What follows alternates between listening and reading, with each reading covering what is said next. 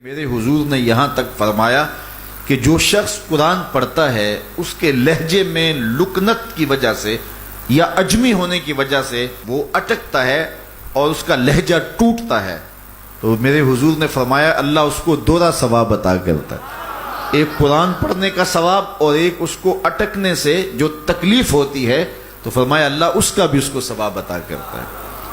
اور فرمایا یہ وہ پاکیزہ کتاب ہے کہ اگر تمہارا رب سے باتیں کرنے کو جی چاہے تو قرآن کھول کے بیٹھ جاؤ، یہ رب سے ہم کلام ہونا ہے، یہ اپنے رب سے گفتگو کرنی ہے۔ میرے حضور نے فرمایا کہ قرآن اللہ کی وہ لٹکتی ہوئی رسی ہے جس کا ایک سرا تمہارے ہاتھ میں ہے، دوسرا سرا تمہارے رب کے ہاتھ میں۔ تو خوش نصیب ہیں وہ لوگ جو اس کتاب کے ساتھ جڑ جاتے ہیں اور وہ دھرتی، وہ مقام، وہ جگہیں فیروز بخت ہیں کہ جہاں قرآن مجید کی تلاوت ہوتی ہے۔ گھروں کو قبرستان نہ بناؤ، گھروں میں نوافل ادا کرو اور قرآن مجید کی تلاوت سے اپنے گھروں کو آباد کرو۔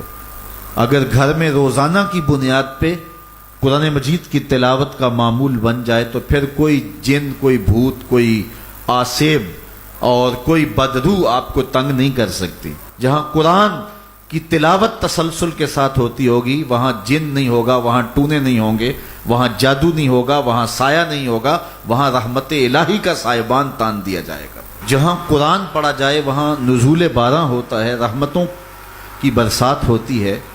اور پھر اگر یہ جگہ اللہ کا گھر ہو، مسجد ہو، تو پھر تو دوہری برکت ہو جائے گی نا۔ وہ میاں صاحب نے کہا تھا نا کہ دودھ اندر جے کھنڈ رلائیے تے مزہ ہو جاوے دونا، کہ دودھ خود بھی میٹھا ہوتا ہے تو اس کے اندر اگر چینی بھی شامل کر لی جائے۔ یہ روشنیوں کا منبع ہے، یہ مصدر ہے اجالوں کا۔ اس کتاب سے اتنی روشنیاں پھوٹتی ہیں کہ زندگی کے سارے اندھیرے ختم کیے جا سکتے ہیں۔ یہ طمانیت قلب کا سبب بھی ہے، یہ روح کے اجالوں کا سبب بھی ہے، یہ کتاب زندگی ہے، کتاب حیات ہے۔ اس کے بتائے ہوئے اصولوں کے مطابق اگر زندگی بسر کریں گے تو یہ زندگی بھی خوبصورت ہوگی، اور اس زندگی کے بعد ایک اور شروع ہونے والی زندگی ہے، وہ زندگی بھی خوبصورت ہوگی۔ قرآن قبر میں چراغاں کرے گا، قبر میں روشنیاں دے گا، قبر میں اجالا کرے گا۔ اس کتاب کے اندر ایسے ایسے شفا کے نسخے رکھے گئے ہیں کہ ہماری زندگی کے روز مرہ مسائل کا حل ہے۔ مثال کے طور پہ آج کل ہر بندہ معاشی طور پہ پریشان ہے، تو سورہ واقعہ صرف 3 رکوعوں پر مشتمل ہے۔ اگر یہ معمول زندگی بنا لے تو سورہ واقعہ جہاں ہوگی وہاں نحوستیں اور بے برکتیاں نہیں ہوں گی۔ سورہ یاسین پڑھو گے تو بے پناہ برکتیں اس کے دامن میں رکھی ہوئی ہیں۔ اسی طرح سورہ اخلاص صرف 3 مرتبہ پڑھیں گے تو پورے قرآن پڑھنے کا ثواب نصیب کر دیا جائے گا۔ ایک شخص حضور کی خدمت میں حاضر ہوا اور اس نے حضور سے کہا کثیر العیال ہوں، ذرائع آمدنی بہت تھوڑے ہیں، تو میرے لیے کوئی دعا کیجئے، کوئی مجھے نسخہ بتائیے۔ تو آقا کریم نے اس کو جو نسخہ بتایا سنا۔ فرمایا جب گھر جائے تو گھر والوں کو السلام علیکم کہہ دیا کرو۔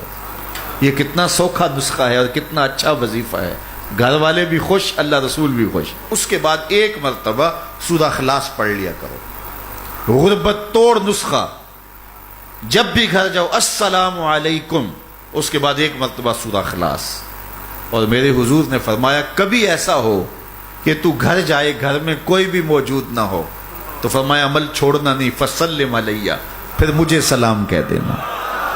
وہ اپنے نام لیواؤں کو تنہا چھوڑتے کب ہیں، جہاں ہم دم نہ ہو کوئی وہاں سرکار ہوتے۔ وہ کہتے ہیں میں عمل شروع کر دیا، گھر جاتا السلام علیکم، اس کے بعد السلام علیکم کے بعد میں سورہ اخلاص 1 بار پڑھ دیتا۔ اس عمل کی برکت سے میں نے تو امیر ہونا ہی ہونا تھا، میرے ہمسائے بھی امیر ہو گئے، میرے ہمسائے بھی امیر ہو گئے۔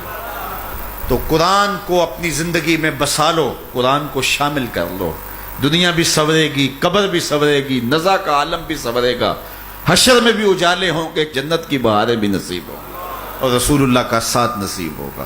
تو اس کتاب سے جڑو، اس کو ورق ورق پڑھو، اس کو حرف حرف پڑھو، اس کو رکوع رکوع پڑھو، اس کا ایک ایک آیت ممکن ہو تو ایک ایک آیت روز پڑھ لو، اور اس کو ترجمے اور تفسیر کے ساتھ، توضیح کے ساتھ، شان نزول کے ساتھ اس کتاب اللہ کی تلاوت کا معمول بناؤ۔